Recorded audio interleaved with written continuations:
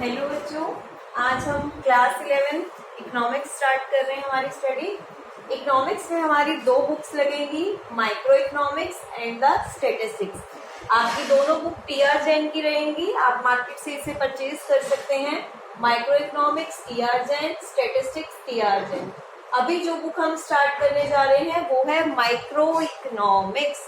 अब micro economics book का ही नाम है, तो पहले क्यों ना हम इस नाम को ही क्लियर करें कि ये है क्या चीज। ध्यान से देखिए,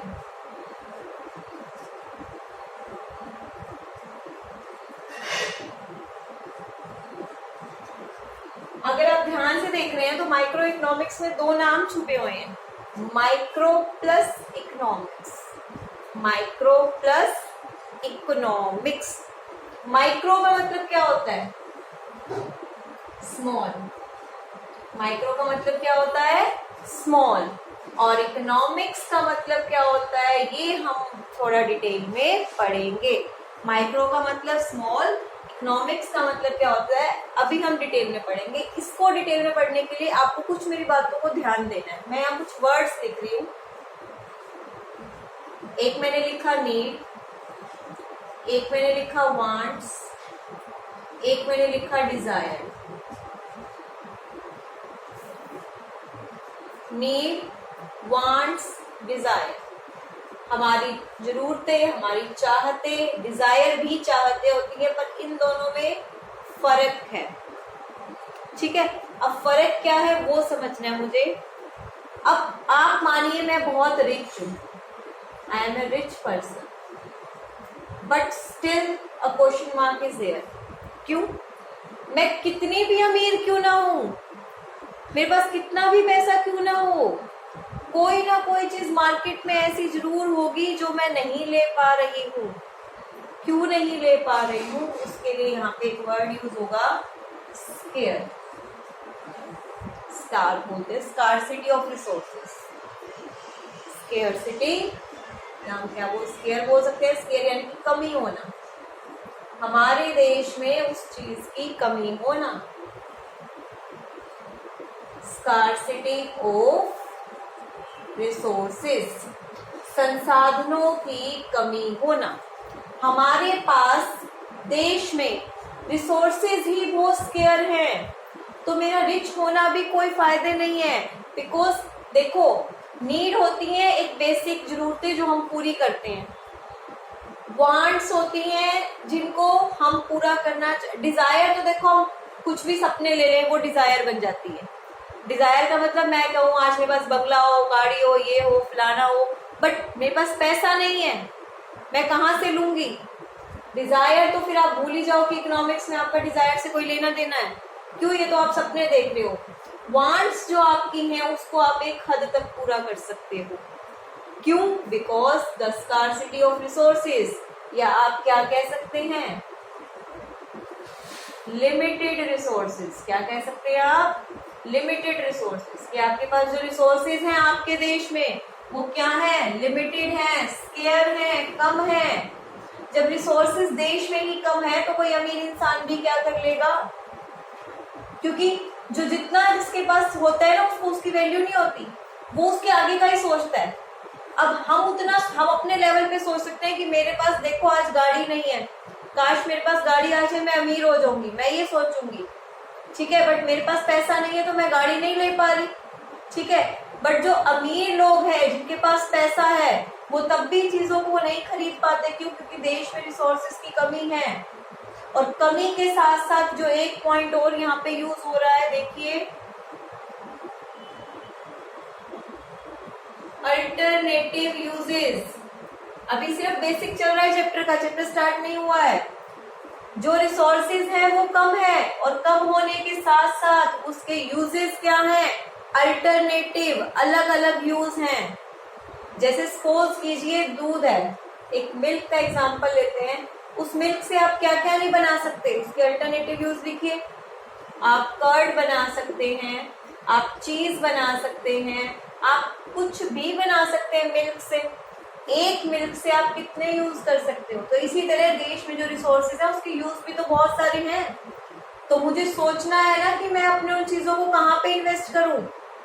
तो इकोनॉमिक्स का मतलब क्या है कि ये जो प्रॉब्लम्स है ना, दीज ऑल आर प्रॉब्लम्स, इनको हम कहते हैं इकोनॉमिक प्रॉब्लम्स। क्या कहते हैं हम इनको? Economic problems. जो आपको दिख रही है ना ये आसपास, अल्टरनेटिव यूज है, लिमिटेड रिसोर्सेज है या स्कार्सिटी ऑफ रिसोर्सेज है, ये सारा इकोनॉमिक प्रॉब्लम्स है। और इसको पढ़ना कैसे?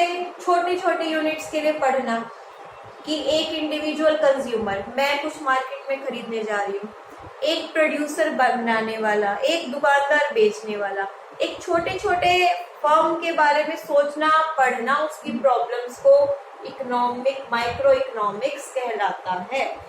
तो अगर मैं आपके सामने अभी देखो, मैं डेफिनेशन रखूंगी एक एक करके, अभी आपको क्लियर होगा। सबसे पहले तो मैं आपको एक बार एक वर्ड बताती हूँ, इकोनॉमिक्स।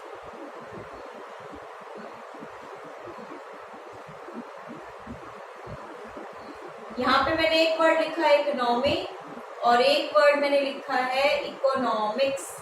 दोनों में डिफरेंस देखेंगे। इकोनॉमिक का मतलब क्या होता है? Sum total of all activity doing particular region, किसी एक एरिया में जो भी गतिविधियां एक्टिविटीज की जा रही हैं वो तो हमारी इकोनॉमी है। ठीक है, जिस कंडीशन, जिस सर्कमस्टांसेस के अंडर किसी पर्टिकुलर रीजन में जो भी एक्टिविटी परफॉर्म की जा रही है, दैट इज इकोनॉमी। ओके, और इकोनॉमिक्स क्या है? इकोनॉमी फिर से सुन लीजिए, sum total of all economic activity within a given region. Economy का मतलब sum total of all economic activity. Economy क्या है? सम टोटल ऑफ ऑल, जितनी भी इकोनॉमिक एक्टिविटी की जा रही है with in a reason.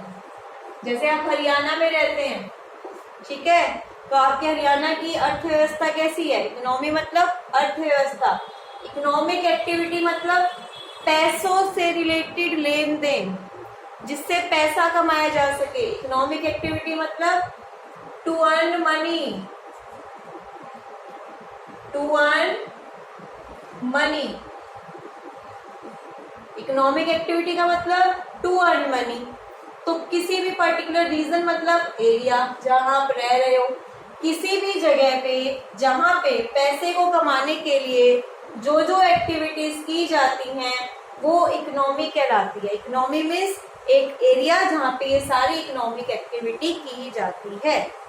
Clear है? इकोनॉमिक्स क्या है? अभी मैंने आपको बताया कि बहुत सारी प्रॉब्लम्स हैं। Study of economic problems. Economic क्या है? इकोनॉमिक्स क्या है? इकोनॉमिक्स की बुक आप क्यों पढ़ेंगे? आपको इकोनॉमिक्स में सिर्फ और सिर्फ क्या पढ़ने को मिलेगा बेटा? प्रॉब्लम्स, कि हमारे को क्या क्या प्रॉब्लम्स फेस करनी पड़ रही हैं। इकोनॉमिक्स में सिर्फ हमने प्रॉब्लम्स को पढ़ना है। ठीक है, हमारी प्रॉब्लम्स यहाँ पे क्यों अराइज हो रही हैं? हमारी प्रॉब्लम्स अराइज होने का भी तो रीजन है, अभी मैंने आपको बताया। Scarcity of resources and alternative uses, कि हमारी डिजायर्स तो ज्यादा है, हमारी वांट्स तो ज्यादा है। मैं चाहती हूँ मुझे ये भी मिल जाए, मुझे वो भी मिल जाए, पर रिसोर्सेज क्या है? स्केयर है। रिसोर्सेज क्या है? स्केयर, यानी कि कमी है। रिसोर्सेज की कमी है पर अल्टरनेटिव यूज है, मतलब अलग अलग उपयोग है उनके। एक रिसोर्स के अलग अलग यूज हैं। अल्टरनेटिव मीन्स अलग अलग। तो इकोनॉमी आपका देश, आपका एरिया जहाँ पे ये सारी इकोनॉमिक एक्टिविटी की जा रही है, लेन देन हो रही है। ठीक है, और इकोनॉमिक्स क्या है? इकोनॉमिक्स में सिर्फ हम अपनी इकोनॉमिक प्रॉब्लम, इन एक्टिविटीज को करते हुए जो जो प्रॉब्लम हमें फेस करनी पड़ती है वो ये। और प्रॉब्लम का बेस क्या है? किस वजह से वो प्रॉब्लम आ रही है? उसके दो रीजन है, स्कार्सिटी ऑफ रिसोर्सेज, रिसोर्सेज में कमी होना, और अल्टरनेटिव यूजेस, उसके अलग अलग यूज होना। क्लियर है? तो आपको पता चल गया इकोनॉमिक्स क्या है। तो माइक्रो इकोनॉमिक्स यहाँ पे आपकी बुक का नाम है माइक्रो इकोनॉमिक्स। माइक्रो का मतलब मैंने क्या बताया? स्मॉल। माइक्रो का मतलब मैंने क्या बताया? स्मॉल। आपकी दो बुक होती हैं, माइक्रो एंड मैक्रो। मैक्रो भी बताऊंगी मैं आपको क्या चीज है। मैक्रो आपकी 12th क्लास में आएगी। तो माइक्रो का मतलब स्मॉल, इकोनॉमिक्स का मतलब आपको पता ही चल गया, स्टडी ऑफ प्रॉब्लम्स। जितनी भी प्रॉब्लम्स, मुश्किलें, बाधाएं मुझे देश में आ रही हैं पैसा कमाने में, सर्कुलेशन में, पैसे के सर्कुलेशन में, वो सारी ही क्या है? इकोनॉमिक प्रॉब्लम्स है। और उसके बारे में पढ़ना, उसको ठीक करना, कैसे क्या किया जाए, वो इकोनॉमिक्स है। ठीक है। तो माइक्रो इकोनॉमिक्स का मतलब स्मॉल एरिया की स्टडी करना। स्मॉल कौन कौन होगा? कंज्यूमर, आप लोग जो सामान खरीदते हो। ठीक है। प्रोड्यूसर, जो सामान बनाता है, किसी की मानो शॉप है या फैक्ट्री है। ठीक है। या एक हम कह सकते हैं फर्म। देखो, फर्म और इंडस्ट्री में फर्क होता है। फर्म और इंडस्ट्री में फर्क होता है। फर्म तो है स्मॉल यूनिट।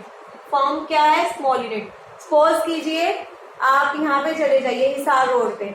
हिसार रोड पे नट एंड बोल्ट की कितनी सारी शॉप है ना, है ना, बहुत सारी शॉप। जो एक अकेली शॉप है वो है फर्म, और सारी शॉप्स जो मिल जाती हैं, पूरा हिसार रोड है वो क्या है? इंडस्ट्री। पूरा हिसार रोड है जो है वो क्या है? इंडस्ट्री। देखो मैंने आपको एग्जांपल दिया, हिसार रोड पे नट एंड बोल्ट का। ठीक है। अगर मैं एक शॉप की बात करूं तो वो है फर्म। अगर मैं ऑल की बात करूं तो वो क्या बन जाएगी? इंडस्ट्री। इस एग्जांपल को ध्यान रखिएगा दिमाग में। हिसार रोड पे जो नट एंड बोल्ट का काम चल रहा है, अगर मैं किसी एक शॉप की बात कर रही हूँ तो वो पर्टिकुलर फर्म है, वहां पे वो काम कर रही है। बट अगर मैं पूरा एरिया, जितनी भी शॉप्स है, सब सेम इसी काम में जो इन्वॉल्व है, वो क्या बन जाएगा? इंडस्ट्री। वो क्या बन जाएगा? इंडस्ट्री। यहाँ पे हम किसको स्टडी करते हैं? स्मॉल फर्म को। किसको स्टडी करते हैं? स्मॉल फर्म को। तो यहाँ तक कोई डाउट किसी को? कोई भी डाउट हो तो आप प्लीज ग्रुप में मैसेज करके अपनी क्वेरीज लेंगे। फर्स्ट डे है इकोनॉमिक्स का, मुझे पता है आपको थोड़ा बहुत मुश्किल हो रही होगी।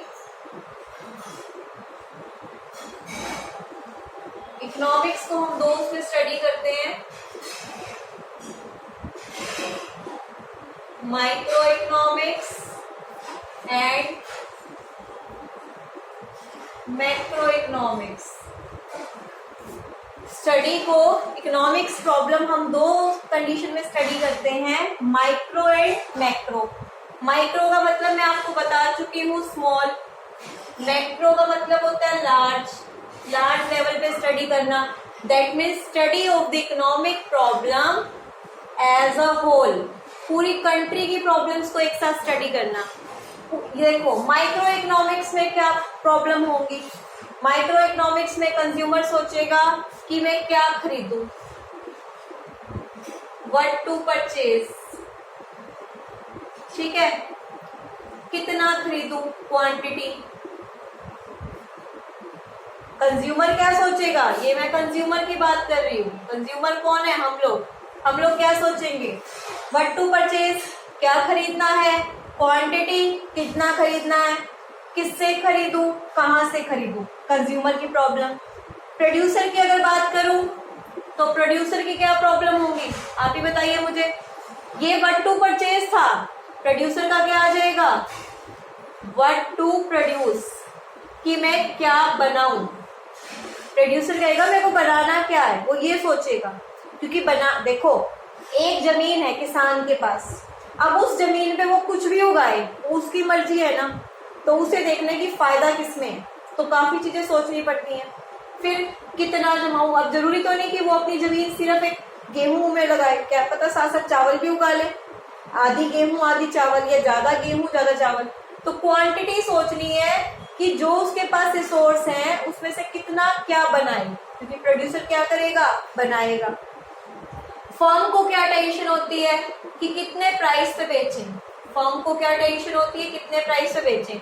अभी मैंने आपको बताया कि हिसार रोड पे जितनी भी शॉप्स हैं वो सब मिलके क्या बनाती है? इंडस्ट्री। अगर हर शॉप अपना अपना प्राइस करेगी तो, और सेम काम में है, तो उनमें आपस में लड़ाई नहीं हो जाएगी।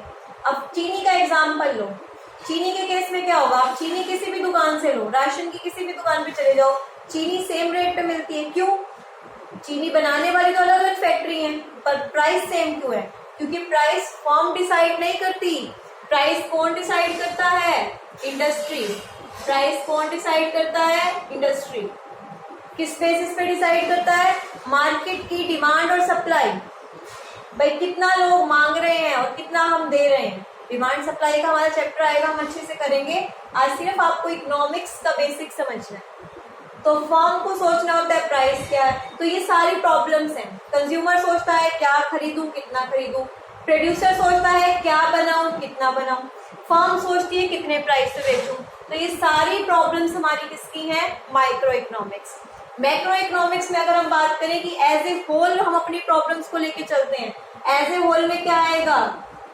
अनएम्प्लॉयमेंट, बेरोजगारी को कैसे दूर करना है, ठीक है।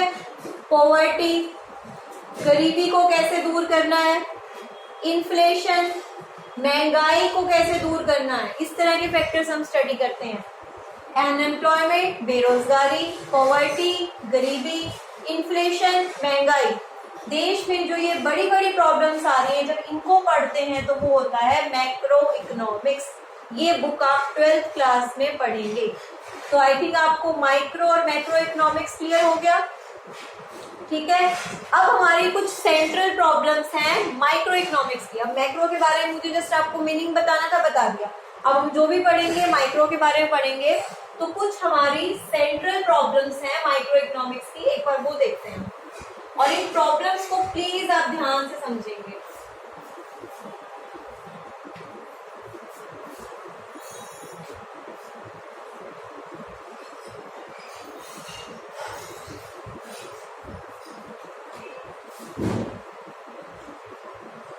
ये देखिए, सेंट्रल प्रॉब्लम ऑफ इकोनॉमिक्स। ये हम प्रोड्यूसर के पॉइंट ऑफ व्यू से पढ़ते हैं कि प्रोड्यूसर के दिमाग में 3 मेन प्रॉब्लम माइक्रो इकोनॉमिक्स में क्या रहती है। तो ध्यान देंगे, फर्स्ट प्रॉब्लम है आपकी what to produce. Second problem है आपकी हाउ टू प्रोड्यूस। और थर्ड प्रॉब्लम है आपकी फॉर whom टू प्रोड्यूस।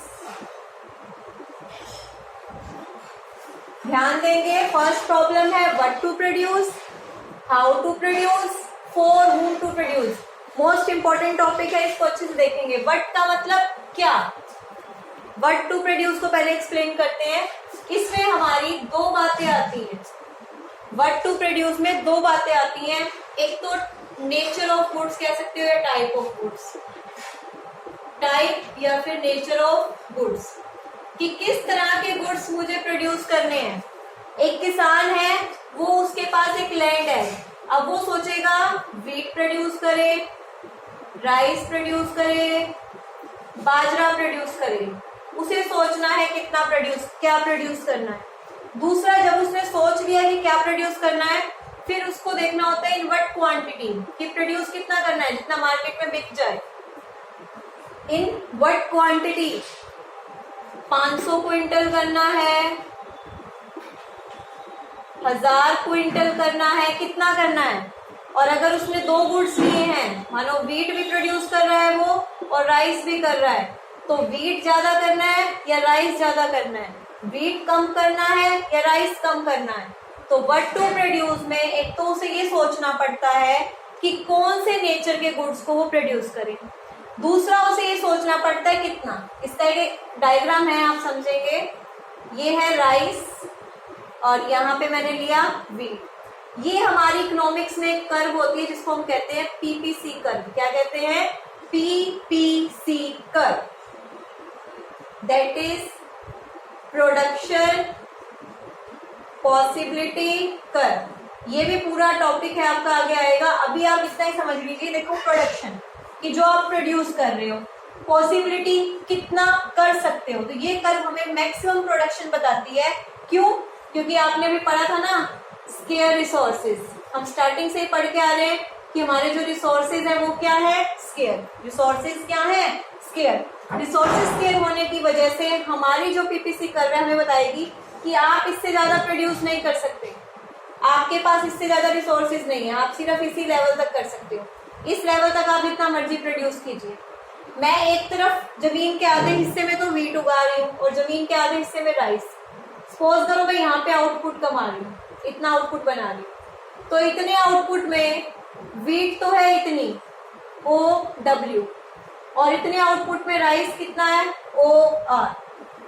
ध्यान से देखिए, ये पीपीसी कर्व मुझे बताती है कि मैक्सिमम, ज्यादा से ज्यादा, ये मुझे क्या बताती है, मैक्सिमम आउटपुट। क्या बताती है, मैक्सिमम आउटपुट, कि ज्यादा से ज्यादा मैं कितना प्रोड्यूस कर सकती हूँ। मैंने कहा ठीक है मैं यहाँ पे प्रोड्यूस कर रही हूँ इस पॉइंट पे।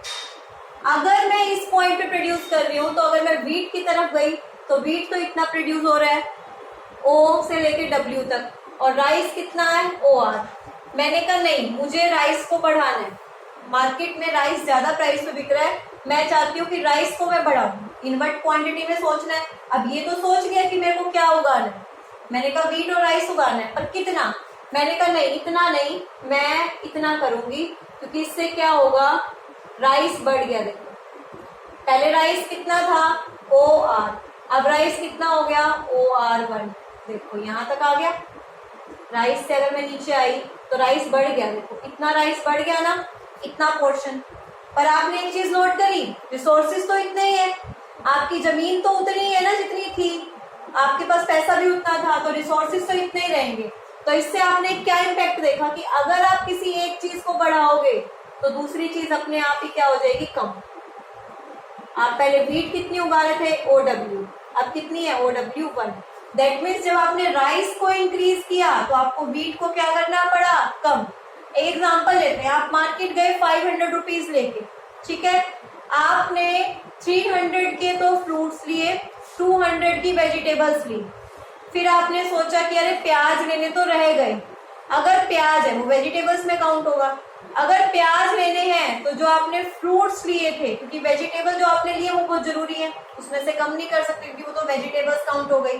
अब आपको वेजिटेबल्स और लेने हैं तो आपको क्या करना पड़ेगा, फ्रूट्स में से कुछ क्वांटिटी कम करनी होगी, क्योंकि लेके तो आप कितने गए हो, 500 रुपए ही लेके गए हो ना। तो अब आपको देखना है उस 500 रुपए को कितना कहाँ पे खर्च करोगे। तो जमीन तो इतनी थी, अगर मुझे चावल की खेती को बढ़ाना है तो मुझे वीट की खेती को कम करना होगा। क्यों, due to scarcity of resources. Alternative use आपके सामने ही है। दो प्रॉब्लम हमने पढ़ी थी, स्केर्सिटी ऑफ रिसोर्सेज और दूसरा क्या था, अल्टरनेटिव यूजेस। तो स्केर्सिटी ही दिखा रही है और मैक्सिमम आउटपुट भी, इससे ज्यादा आप बना नहीं सकते क्योंकि आपके पास रिसोर्स इतना ही है। तो अगर राइस को बढ़ाया तो वीट को क्या कर दिया, कम। तो ये था what to produce. What to produce में हम डिसाइड करते हैं कि किस तरह के गुड्स बनाने हैं और कितने बनाने हैं। ये पॉसिबिलिटी कर्व हमें बताएगी कितने बनाने हैं। हो गया first point clear. Second point मेरा है